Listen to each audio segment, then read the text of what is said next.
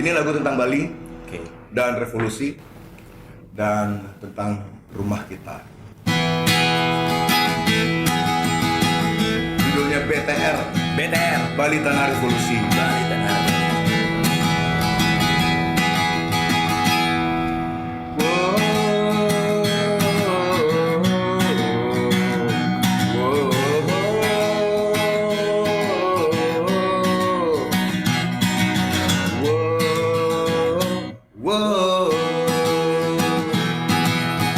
Ini tentang cinta, tentang rumah kita, juga tentang rasa. Apakah kau pun merasakannya? Ini tentang persaudaraan, leluhur dan warisan budaya. Angkara semesta jauhkan dari tanah dewata ini, mulailah berdiri, restu mentari, berjuang kecup kening berdiri.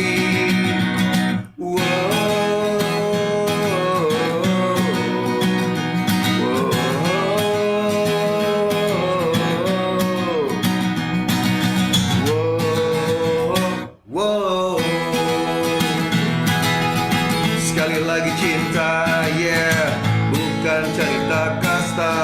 Terlahir setara hidup dan nanti mati di pulau ini. Ini tentang persaudaraan, leluhur dan warisan budaya.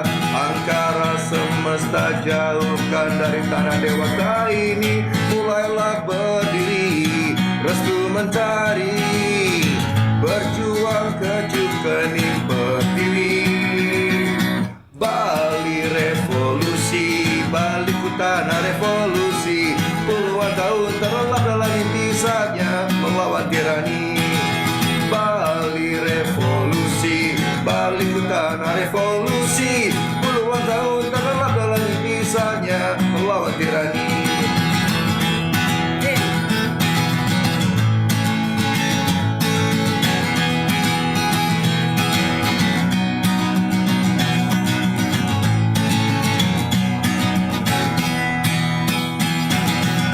Mulailah berdiri, yeah, restu mentari, berjuang kecup kening berdiri.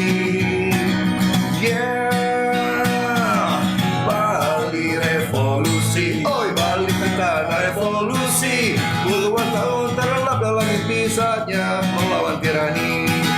Bali revolusi, oi Bali tanah revolusi. Puluhan tahun terlelap dalam mimpi saatnya melawan tirani.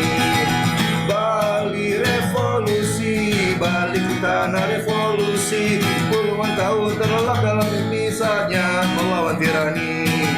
Bali revolusi, Bali tanah revolusi.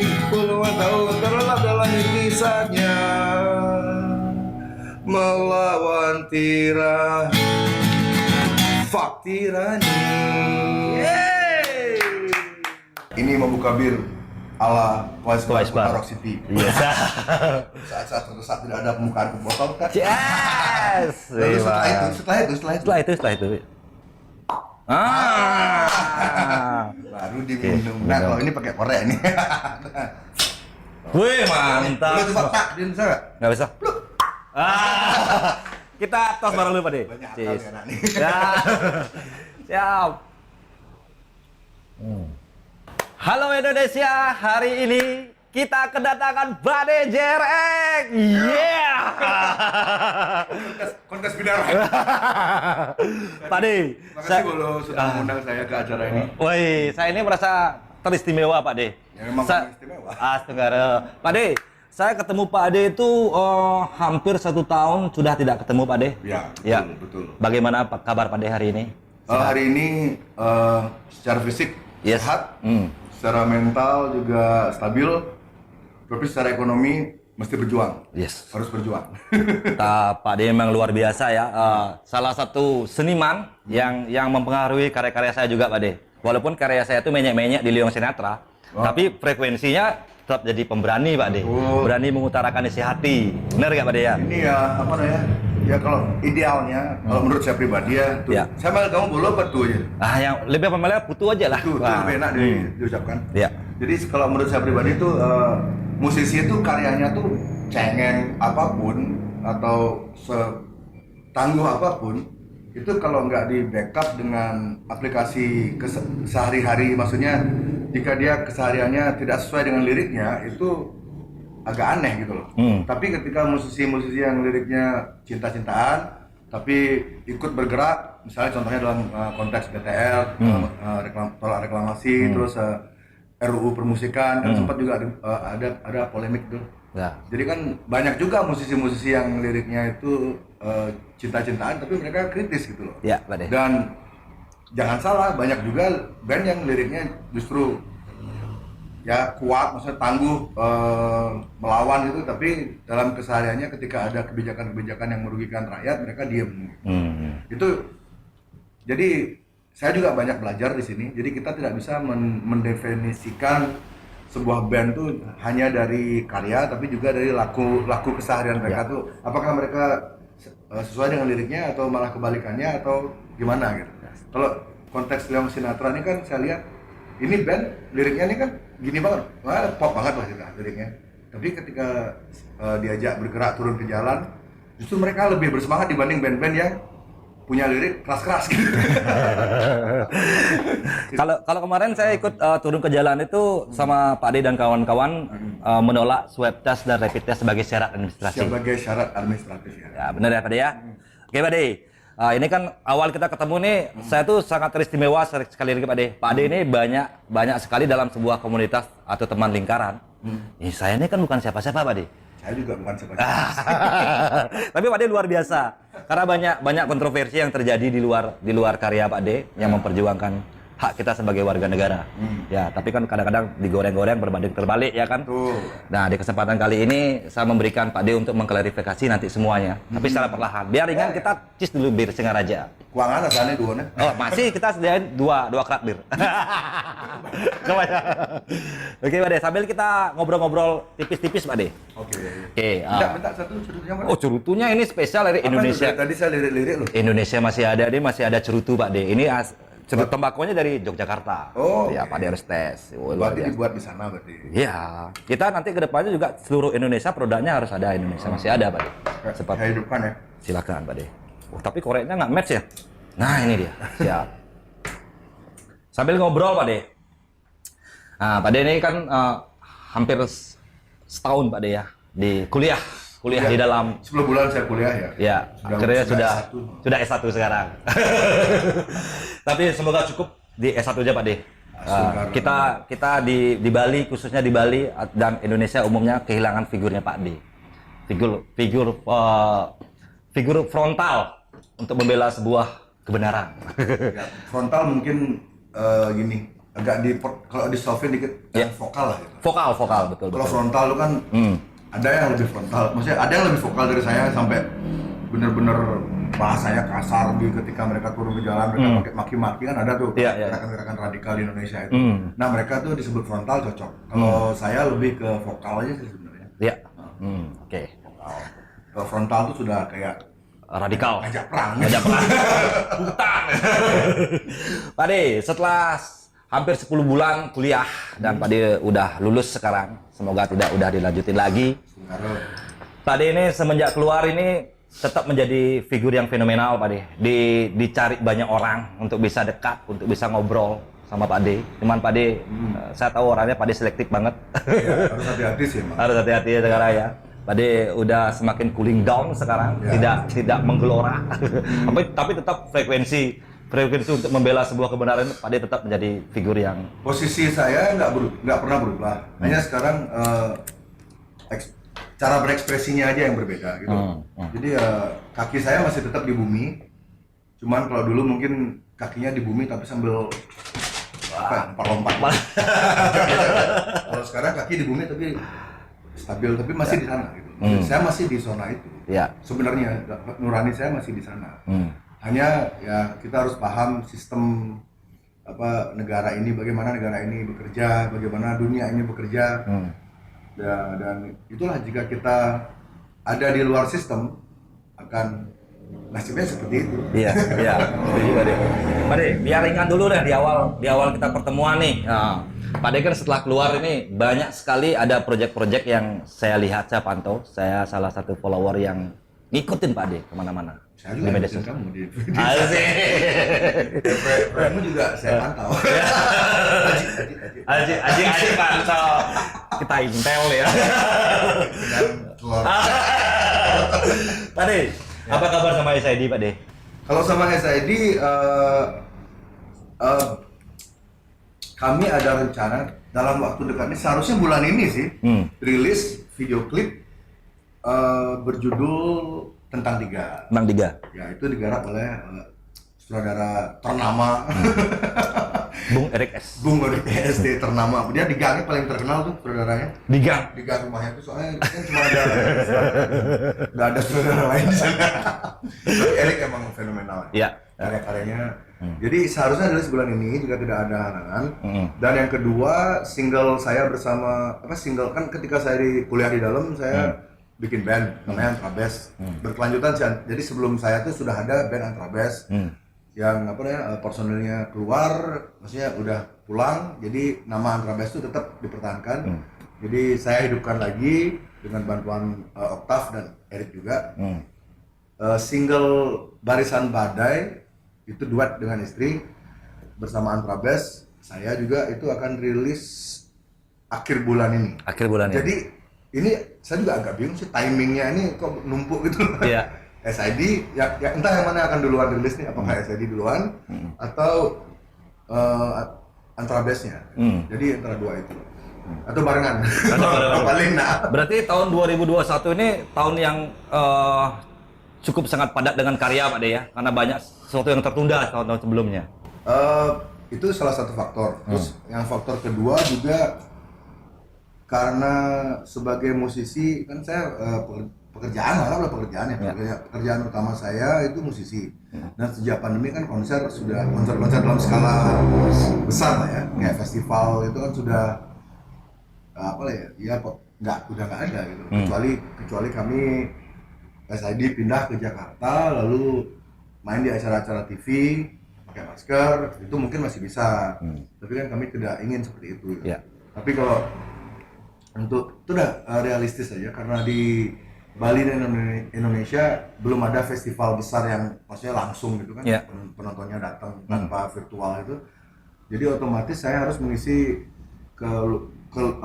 banyak waktu luang ini dengan hal-hal yang sifatnya positif lah. Positif ya. Kayak jadi berperan di video klipnya Disland, terus mengambil beberapa proyek-proyek lain, bikin jingle iklan juga untuk Singaraja. Singaraja ya. Ya, jadi daripada bengong gimana, Bro? Iya. Karena dari keseringan bengong di rumah tuh bisa mikir yang enggak gitu. Iya, benar Pak De.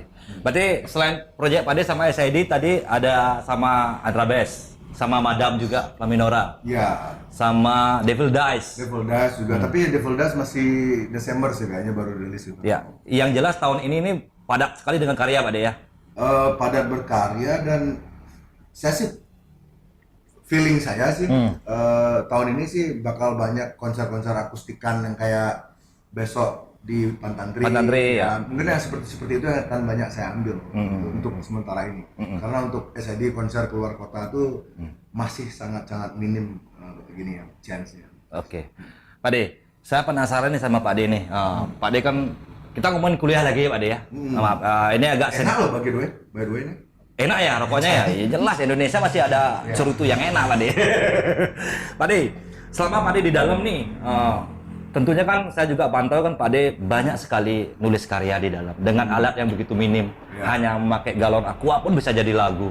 Ya, betul. Itu sangat memotivasi kami sebagai musisi yang ada di luar Pak De. Seharusnya ya. Iya kan, frekuensinya itu yang harus vibrasinya itu harus dirasain sama seniman-seniman yang lain Pak De. Pak De yang dalam keterbatasan dalam sebuah sel ya, masih bisa berkarya. Kita musisi-musisi yang gampang loh, kamu main ngidang pada gitar tuh ada sekan Pak De kan itu sengidang nyelepin gitar. Nggak boleh.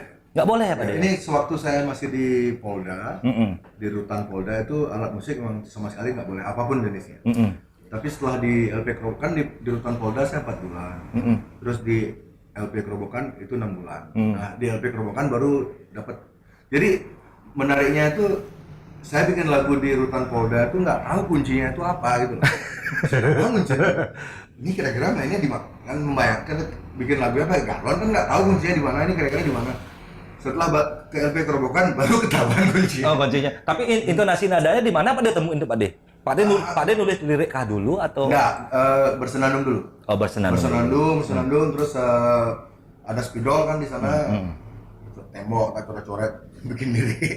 Biar ada kerjaan. Iya. Jadi ya gini loh, survival mood orang untuk survive itu akan muncul ketika dia ada di situasi keterpaksaan. Iya. Jadi karena sudah nggak ada pilihan lain, saya harus survive daripada saya gila mikirin hal-hal yang nggak akan ngaruh juga akan terhadap apapun gitu loh. Kalau kita stres berlebihan kan nggak bagus kan. Kalau stres berlebihan juga besok lusa tuh kita nggak pernah tahu apa yang akan terjadi gitu. Iya, setuju. Jadi saya luangkan waktu saya itu bersenandung terus coret-coret tembok bikin diri, tapi yang bagus gitu jadi kelihatan rapi gitu. Iya. Ya, jadi nggak ada yang komplain gitu. Jadi teman-teman juga yang nonton pasti penasaran nih Pak De. Pak De selama di dalam kan masih bisa berkarya ya di konteks seni lah Pak De, di konteks musik nih. Ya. Kalau boleh tahu nih daily activity Pak De di dalam tuh ngapain sih Pak De? Oh, selama di rutan. Ya, kalau selama di rutan itu ya ini yang mungkin belum pernah masuk itu ya. Ya.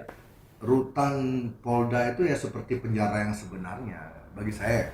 Karena di sana tuh kita tidak punya privasi, tidak punya waktu untuk tenang, karena itu rutan Polda itu luasnya itu lebarnya 7 meter, panjangnya sekitar 25 meter.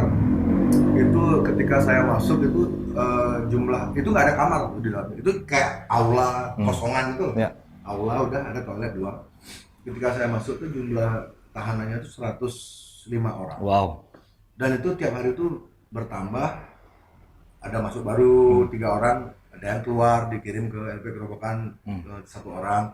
Fluktuasinya itu ya antara 100 sampai yang paling tinggi itu 115, yang paling rendah itu 80 orang. Jadi bisa dibayangkan lah ruangan 7 kali 25 meter. Ya.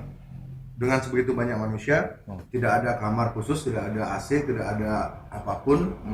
Ya kita pagi jam 8 bersih-bersih.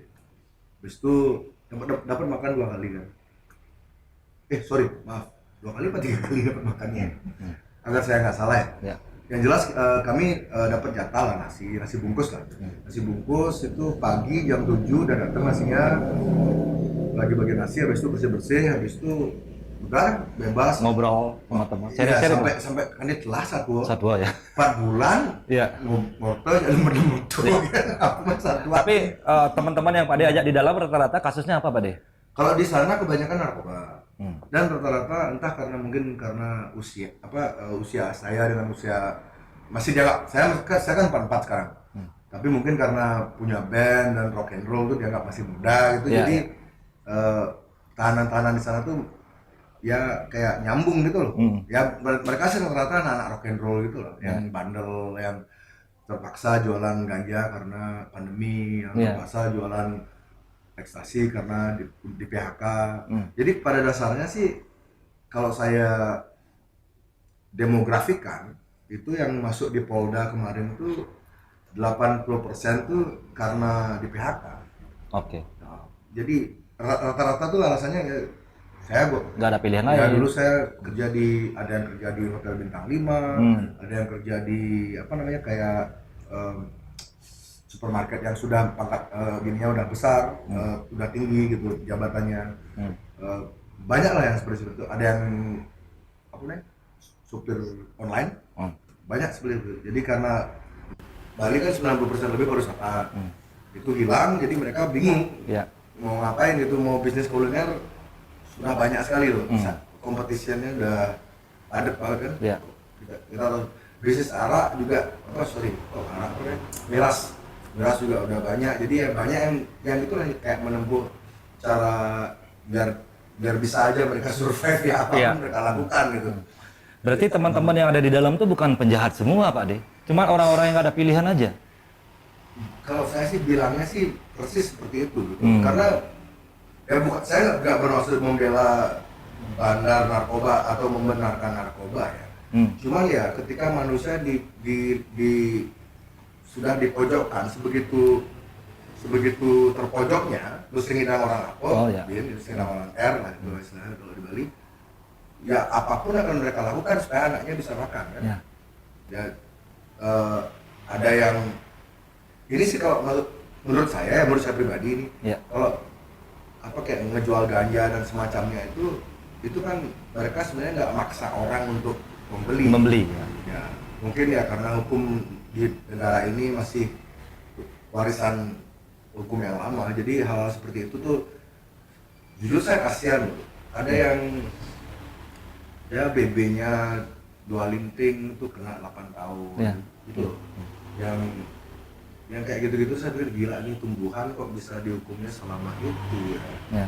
Kasihan ya. Maksudnya, di dalam tuh saya banyak ketemu orang baik gitu. Yang memang mereka tuh emang nggak punya jiwa kriminal, nggak suka berantem, nggak suka keributan, maunya peace, tapi akhirnya nggak ada pilihan, akhirnya jual ganja, kena 10 tahun, bisa nggak main 10 tahun, cuma gara-gara tanaman aja ya. Saya nggak membenarkan narkoba ya, nggak, cuman sebagai manusia saya kasihan gitu sama orang-orang seperti itu.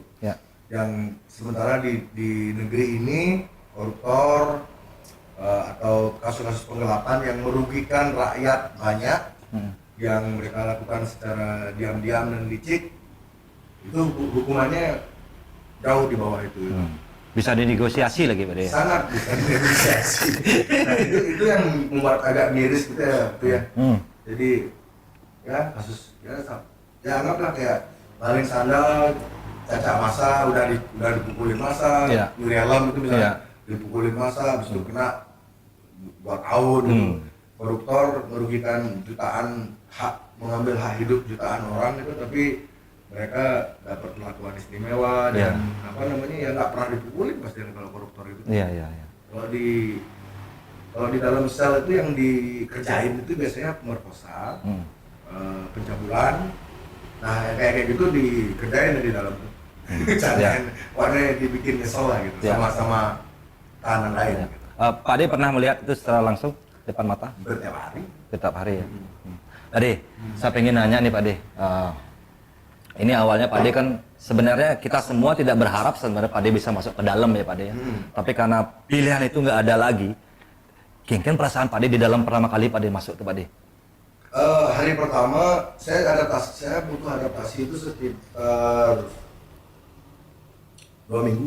2 mingguan. Jadi 2 minggu tuh 14 hari. Selama 14 hari itu saya merasa kayak ada di mimpi gitu. Nggak percaya itu loh. Benar saya di sini apa enggak? Masih kayak disbelief gitu. Apalagi kan karena COVID, untuk bertemu keluarga itu nggak mungkin. Ya, paling bisa kayak dari jauh tuh, ada gitu. Kita di jendela yang ada kacanya, ada pelalinya, ada kaca. Setiap hari, seminggu tuh berapa kali tau? 2 kali. Seminggu tuh 2 kali keluarga boleh ngirimin kita makan dan pakaian gitu. Tapi nggak bisa bicara langsung, harus dada aja gitu, pakai bahasa kode apalah gitu. Ya 2 minggu tuh jujur saya down banget, karena kan belum pernah kan. Sempat nangis kan Pak De? Ada, minggu pertama tuh nangis karena mikirin istri kan. Istri sendiri di rumah, istri juga nggak punya, kayak di keluarga istri tuh nggak ada sosok laki-lakinya.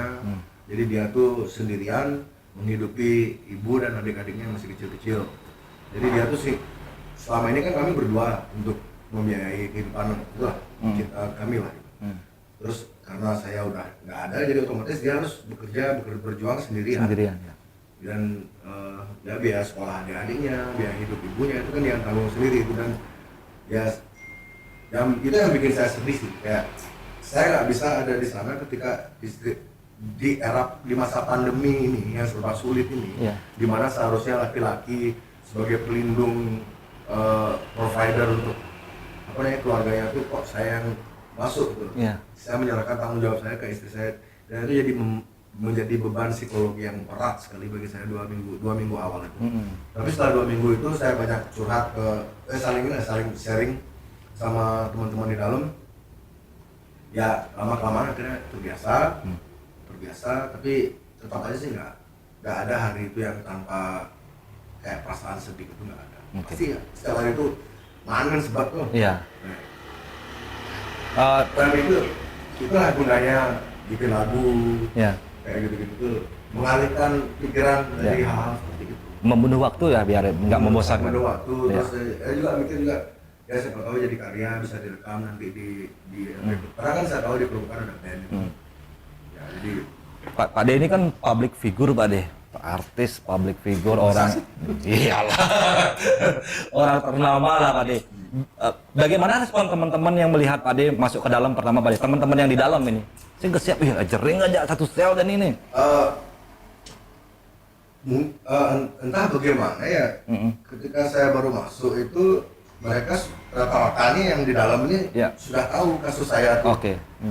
Mereka mungkin mengikuti dari kan ada bapak-bapak polisi yang jaga di sana kan juga mungkin mereka ngobrol sama pak polisinya, mungkin pak polisinya ngasih informasi, oh jering lagi gini, ada kasus gini. Dan apa namanya? Jadi ketika saya masuk tuh di dalam itu mereka sudah secara moral mereka tuh kayak support gitu. Ya baiklah gitu. Maksudnya biasanya kalau tahanan lain kan sebagian besar tuh dikerjain lah, disuruh push up, disuruh apa bersihin kamar mandi. Saya untungnya sih banyak orang baik di sana dan merasa relate, merasa nyambung dengan apa yang saya perjuangkan bersama kawan-kawan gitu. Jadi ya mereka jadi posisi kami itu kayak setara itu. Cara ya Cirayat masih masuk ulian lawan sistem, Cang masih masuk ulian sistem sih cocok ya Cang. Kayak gitulah bahasa kasarnya. Iya, betul. Jadi kita berdua ini sebenarnya secara posisi sama itu, kita tuh bukan penjahat, bukan teroris, bukan bandit, tapi ya nggak semua sih. Memang ada yang beberapa penjahat beneran kayak pencabulan, perkosaan itu kan memang otaknya udah gimana gitu. Tapi di kasus saya ini ketika baru masuk teman-teman di dalam ya banyak yang memberi support tuh kayak Pak dia harus kuat, dia kuat deh. Terus beruntung juga ada beberapa orang yang dulu sempat saya ajak minum gitu kan di mana gitu, saya lupa dah saking lamanya tuh. Ternyata di dalam ketemu kayak gini sih. Oh dok, saya masak dah gitu. Ya akhirnya ya gitu lah dekat jadi sama. Ya gini persahabatannya cukup indah sih. Balik lagi Pak De ya. Tadi frekuensinya kan Pak De bilang di dalam pun Pak De masih bisa berkarya dalam sebuah keterbatasan ya. Hanya memakai sebuah galon aja Pak De bisa menciptakan sebuah karya. Pak De ada motivasi nggak sama teman-teman musisi atau siapapun yang lagi berjuang? Ya kepada kawan-kawan yang kita semua sedang berada di masa sulit, serba susah. Saya hanya bisa berharap kawan-kawan tuh lebih apa ya? Ini mungkin banyak orang nggak nyangka Glenn, jadi ngomong gitu, tapi banyak bersyukur, banyak mendekatkan diri kepada semesta, satukan selaraskan vibrasi isi hati kalian, pikiran kalian dengan semesta, jadi itu akan membantu untuk memberimu kekuatan gitu. Ya entah bagaimana caranya, mungkin ada sembahyang, ada yang meditasi, ada yang entah dengan cara mancing mungkin. Kan banyak tuh. Meditasi itu kan nggak harus duduk bersila kan. Meditate itu konteksnya luas banget. Ada orang yang merasa tenang ketika dia berada di tengah laut, ada orang yang merasa tenang ketika dia bersembahyang, ada yang merasa tenang ketika dia menolong orang, atau melakukan kegiatan sosial gitu. Jadi ya perbanyak berbuat hal yang baik dan satukan diri dengan semesta, itu akan membuat kita lebih kuat gitu loh. Jadi kita nggak merasa sendiri gitu, kita merasa ada yang menemani, ada yang mengawasi sih, menemani dan melindungi kita. Iya. Pak De, ngomongin tentang karya Pak De, tulisan lagu pertama yang Pak De ingat pertama kali tulis ini mungkin masih ingat Pak De? Sebelum sama SID mungkin. Pak De kan penulis lagu juga ini kan. Lagu pertama yang saya tulis itu tahun 96. 96 saya masih SD kelas 6 tuh. Ya, dan itu saya nggak tahu saya bisa nulis lagu. Jadi cerita tuh kan di SID itu saya Bobby Eka yang selama ini standar band itu kan penulis lagu tuh biasanya gitaris atau vokalis. Iya, iya. Kalau nggak itu basis ya, pokoknya yang megang alat gitu. ya. Drummer jarang banget kan yang sebagai penulis lagu. Lalu pada satu malam itu bersama Bobby berdua coba sih gitar, coba sih lagu nih, gitu. Dia mungkin Isan itu lah bisa. Ya bos udah beneran coba kamu nggak Isan saya main, kok dapat nadanya? Oh ini cara bikin lagu itu pertama kali saya dapat sensasi bagaimana rasanya menciptakan sebuah lagu itu ternyata beda gitu loh. Enak bikin lagu loh. Terus dinyanyikan lagi sama Bobby kan, wih ngedenya. Ya kayak gitu dah. Jadi 96 itu pertama kali saya nulis lagu itu judulnya Sex Dominated. Ya terdominasi oleh seks. Nggak umur segitu. Masih apoy nggak sih? Apa aja yang lewat itu dijadikan lirik. Iya. Tapi karya itu dikomersilkan apa deh? Itu masuk di album pertama SID. Ya. Yang album pertama itu judulnya Kiss 15, Kiss 15. Ada di sana. Dari total itu ada berapa lagu yang saya tulis sana? Sekitar 2 atau 3. Ya. Tadi kan kita ngomongin Pak D awal menulis ya, Pak D ya, menulis lagu ya. Nih saya penasaran juga Pak D. Pak D selain bisa main drum ini, Pak D jago juga main gitar Pak D? Enggak, ya. Jago enggak. Tapi definisi jagonya nggak harus punya skill blibli nah, gitu Pak D? Kalau shredding itu saya nggak bisa. Yeah. Shredding ngerti itu nggak bisa. Detail pun kadang-kadang masih perlu bantuan gitu. Tapi kalau untuk bikin lagu, saya berani bilang saya bisa. Yeah. Cuman banyak penulis lagu yang juga mantap-mantap di Indonesia dan Bali. Pak D tahun berapa bisa belajar main gitar Pak D? SMP. Siapa yang ngajarin, masih ingat Pak D? Apa otodidak sendiri? Belajar sendiri. Itu gara-gara lihat kakak kelas di SMP, ada kakak kelas yang dia tuh bisa lah ngetik itu loh. Dan saya ngeliat keren orang. Kita ngeliat gitaris itu kan, keren apa maksudnya? Kelihatan kayak karismatik, flamboyan, gagah. Jadi ngetik lagu apa? Lagu itu lagu pertama yang pertama kali saya pelajari di gitar itu adalah Guns N' Roses. Yang mana Pak D? Don't Cry. Dung. Ya. Tapi saya sampai sekarang nggak bisa ngetik, bisa temannya. Ya itu pertama. Terus SMP, jadi saya tuh sebenarnya